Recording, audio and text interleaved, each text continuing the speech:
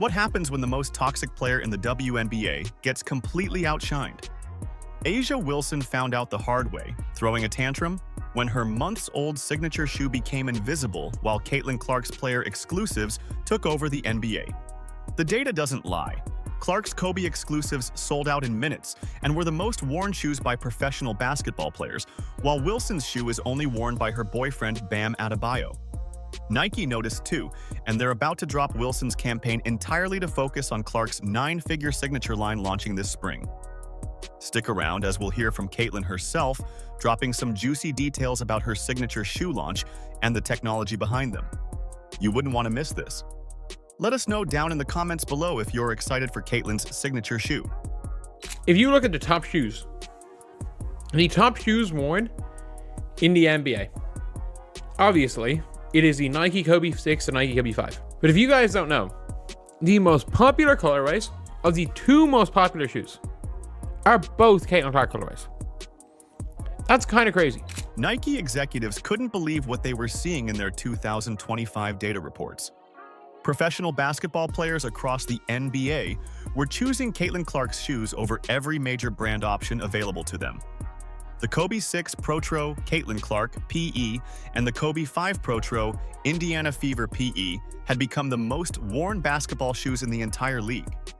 These numbers weren't just good, they were unprecedented for any WNBA player's footwear. Here's where it gets really wild. These aren't even Clark's signature shoes yet. They're player exclusives with her name and team colors, but NBA superstars are specifically requesting them from Nike. Players who have access to any shoe technology in the world are choosing Clark's exclusives over their own signature lines. The demand became so intense that Nike's basketball division had to create special allocation lists just to manage distribution. But it's coming.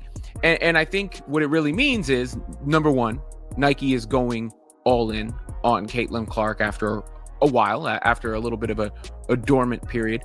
Number two, 2026 is going to be just absolutely massive for her from a marketing standpoint because of that injury. And, because there's going to be such a thirst and hunger to see her play. Meanwhile, Wilson's actual signature shoe sits collecting dust on retail shelves. We're talking about a shoe that's been available for months now, with full marketing campaigns and widespread availability. The contrast becomes absolutely embarrassing when you realize Wilson's signature line is literally only being worn by one person, her boyfriend, Bam Adebayo. That's it. One person in the entire NBA is wearing A'ja Wilson's signature shoe. Clark's shoes sold out in minutes every single time Nike released them. The resale market exploded with people paying double and triple retail price just to get their hands on a pair. Sneaker forums filled up with fans sharing screenshots of failed purchase attempts and empty shopping carts. Nike's website crashed multiple times during releases because of the traffic volume. Professional athletes don't choose shoes just because of endorsement deals or friendships. They choose performance. They choose what works on the court during the most important games of their careers. When NBA players are actively seeking out Clark's technology over established signature lines from proven champions, that tells you everything about the quality and innovation behind her footwear.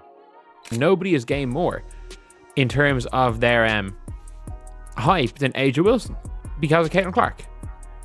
Because let's be real, Caitlin Clark is A'ja Wilson is being objectively known as the GOAT right now, and nobody was calling A'ja Wilson the GOAT before this Caitlin Clark hype. Nike's internal sales reports paint an even more devastating picture for Wilson. Her signature line performed so poorly that retail stores started requesting to return unsold inventory. Major sporting goods chains reduced their orders for Wilson's next colorway releases. The shoes that were supposed to establish Wilson as Nike's premier women's basketball athlete instead became clearance rack regulars. Clark's brand power extends far beyond the WNBA bubble and reaches into the highest levels of professional basketball. NBA players wear her shoes during nationally televised games, creating organic marketing that money can't buy. Every time an NBA star laces up Clark's exclusives, they're endorsing her brand to millions of viewers without Nike paying them a single dollar. The market spoke loud and clear through these numbers. Clark's appeal transcends women's basketball and connects with basketball culture at every level. Nike's executives realized they had something special on their hands, something that could reshape their entire women's basketball strategy. This data became the foundation for Nike's biggest decision in women's basketball history. You had the reaction at the time, the delayed not denied post from Asia Wilson, and then Asia's shoe comes out and so on and so forth, and that was a big rollout. And there was speculation that Nike was worried about stepping on toes or offending anybody by launching CC shoe ahead of everybody else, even though she got the big deal and is the most popular and all that. But it's coming. Behind closed doors at Nike headquarters, executives were making a move that would shake up their entire women's basketball division. They decided to quietly sideline Wilson's signature shoe line after watching the dismal sales numbers pile up month after month. The brand concerns kept mounting as Wilson's public behavior became more problematic for Nike's image. Wilson's reaction to learning about Nike's strategic pivot wasn't the professional disappointment you'd expect from a veteran athlete. Sources inside Nike describe what happened next as a complete meltdown that left seasoned executives stunned. Wilson demanded meeting after meeting, asking why Clark's player exclusives were crushing her actual signature line in sales and popularity. Hey, Caitlin! Can you make it from there?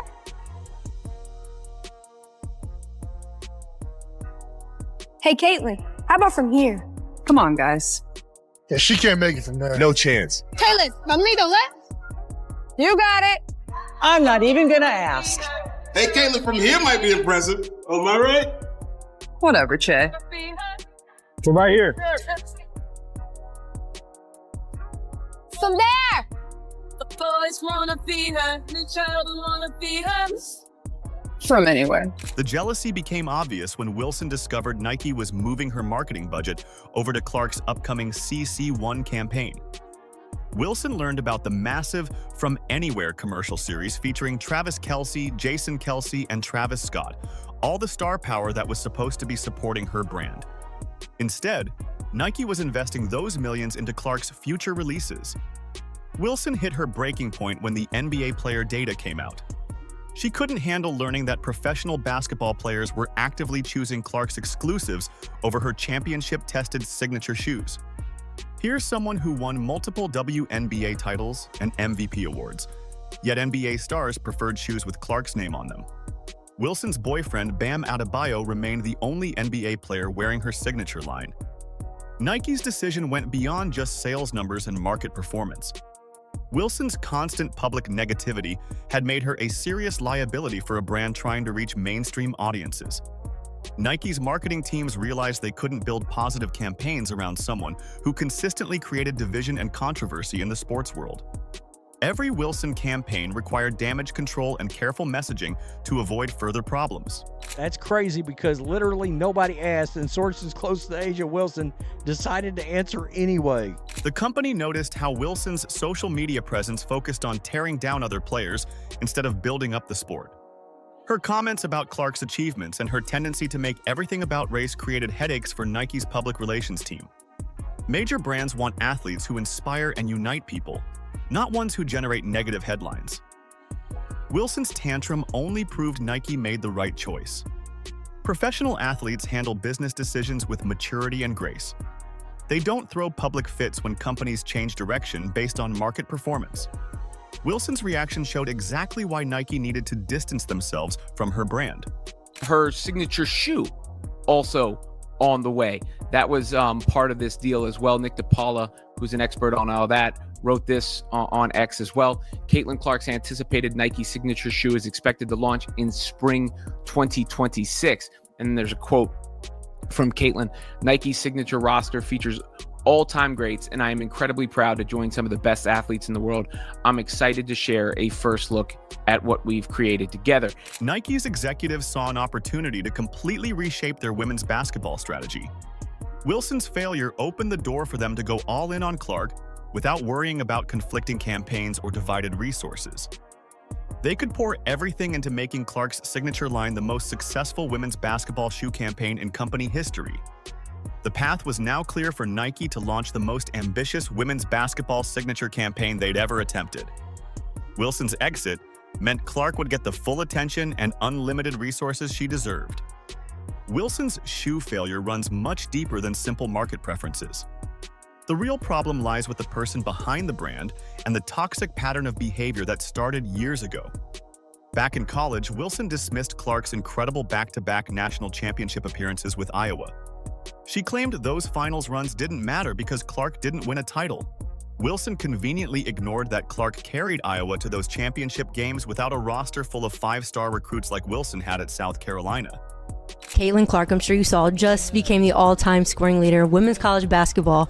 I'm curious, where would you rank her amongst all-time college players, in your opinion? Ooh, that's tough because you got to win one. I feel like that college is one of those spaces where you got to win one for them to even have your name in the conversation. And it took me 3 years to win mine, so it's hard. This jealousy followed Wilson straight into the WNBA, where she launched targeted campaigns against Clark's rising success. Wilson's infamous "I have a shoe too" social media push became a desperate attempt to steal attention from Clark's Nike deal announcement.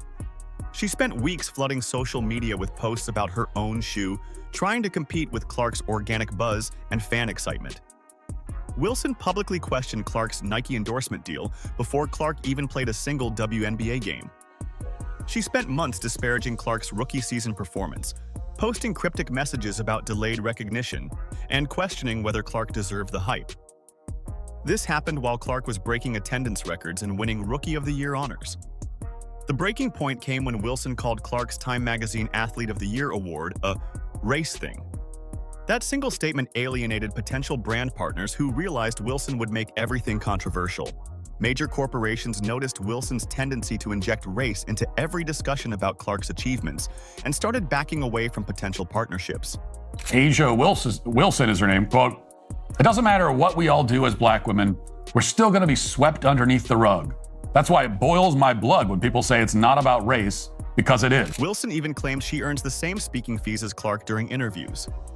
Here's what makes that claim ridiculous. No company has ever publicly announced booking Wilson for corporate events. Meanwhile, brands constantly brag about securing Clark for their conferences and events.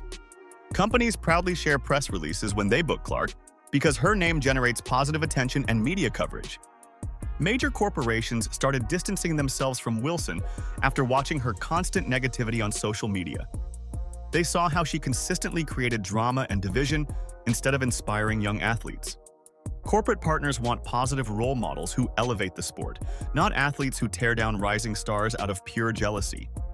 I kept thinking the best player in the league should have her own shoe, not just about shoes. You think? Yes. Right? I want to get your thoughts on that. Because you don't need my thoughts. You already know my thoughts. But that's how young kids, when you're a fan of LeBron, you're a fan of Asia. I'd love to get your thoughts on that. She needs her own shoe. Let me answer that. She is the two-time MVP. I'll toot her horn because she won't. Olympic gold medalist, best defensive player, 2 years running. Her team's stop. Nike's marketing team realized they couldn't build successful campaigns around someone who consistently generates controversy. Every Wilson campaign would require careful damage control and strategic messaging to avoid negative headlines. Marketing executives need athletes who create positive associations with their brands, not ones who make everything about personal grievances. Wilson's toxic behavior made her unmarketable to the mainstream audiences that drive nine-figure shoe deals. Her pattern of negativity showed potential partners that working with Wilson meant dealing with constant drama and controversial statements. Companies invest in athletes who inspire kids and unite fan bases. The sports marketing world wants athletes who build up the game and create positive storylines. Wilson's jealousy-driven attacks on Clark showed exactly why major brands choose to invest elsewhere. Her unmarketable personality became the real reason behind her shoe campaign's complete failure. You said that you're wearing the new kicks coming up this season. Yeah. I honestly, for everyone that doesn't know the process that goes into making the sneakers, How long in advance has it been, or like when does it all start? Do they come to you with a shoe, a bunch of shoes? Do you kind of get to tweak them here and there? How is that process? While Wilson's campaign crumbled around her, Clark was working behind the scenes with Nike on something that will revolutionize basketball footwear. On the New Heights podcast with Travis and Jason Kelsey, Clark dropped exclusive details about her upcoming CC1 signature shoe that left even these NFL superstars amazed. She wasn't just talking about another basketball shoe, she was describing technology that Nike has never put into any basketball footwear before. Clark revealed that her CC1 features full-length cushioning systems designed specifically around her playing style and movement patterns. Nike studied hours of game footage to understand exactly how Clark moves on the court. They analyzed her shooting motion, her cuts to the basket, and her defensive positioning to create cushioning that responds to her unique athletic demands. The technology adapts to different types of movement during gameplay. It's probably been like a year and a half now of like figuring out what exactly I want. And I think probably the most challenging part of it is like you want it to be unique, but at the same time, like I have to be comfortable wearing it. So I think we kind of like, you kind of take what you know you're comfortable in. Like obviously I play in a lot of Kobe's, but I don't, at the same time, I don't want it to be a Kobe. I want it to be something very unique to me and a little bit different. And I think for myself, like, you know, I kind of think about like what's kind of been important to me when I think about like shoes or sneakers. And I think like just the chaseability of them and like, you want a certain sneaker or like you want a certain colorway. So I think that's like going to be probably the most fun part. Like, okay, great. Like you have like the mold of the shoe and like what it is and the technology that's in it. But more so, I think I'm more excited about like making the certain colorways or collabing with certain brands or whatever it is. The development process took over 2 years of intensive engineering and testing. Clark personally approved every design element and performance feature that went into the final product. She tested dozens of prototypes during her college seasons and WNBA rookie year. Nike's engineers incorporated Clark's feedback about court feel, ankle support, and energy return into each new version.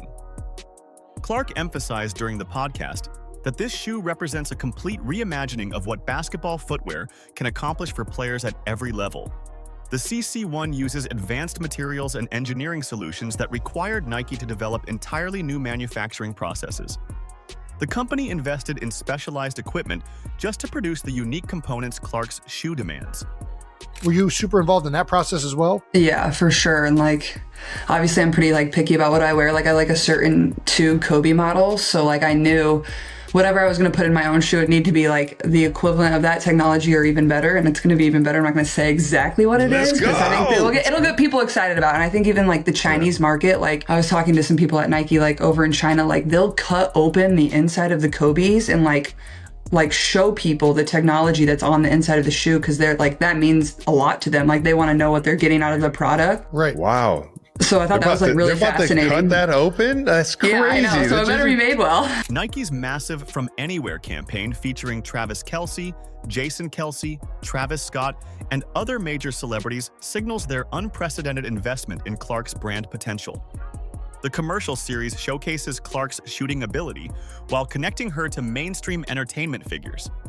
Nike allocated marketing budgets typically reserved for their top-tier male athletes to support Clark's signature launch. Company executives project the CC1 line could generate 9-figure annual revenue within its first few years.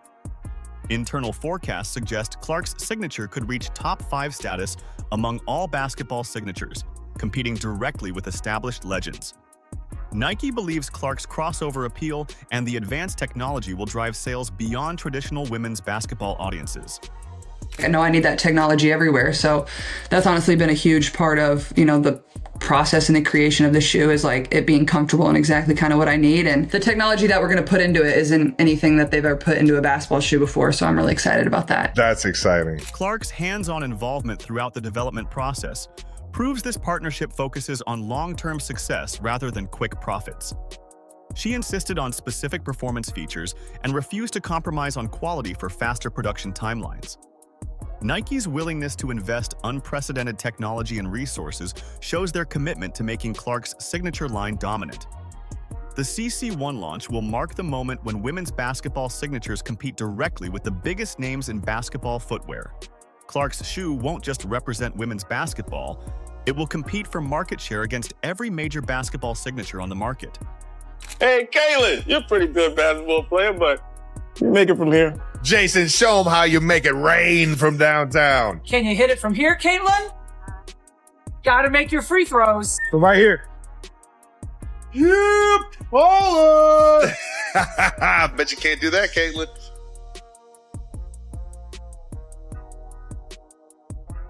Anyone else? Wilson's public tantrum about being dropped by Nike only confirms what the market already decided. Authenticity and positivity beat jealousy and toxicity every single time. Clark's incredible journey from Iowa superstar to WNBA sensation to Nike's biggest women's basketball investment shows what happens when raw talent meets genuine character and smart business decisions. The CC1 launch this spring represents more than just another shoe release. This moment will officially bring women's basketball into the 9-figure endorsement era that was previously reserved for male superstars.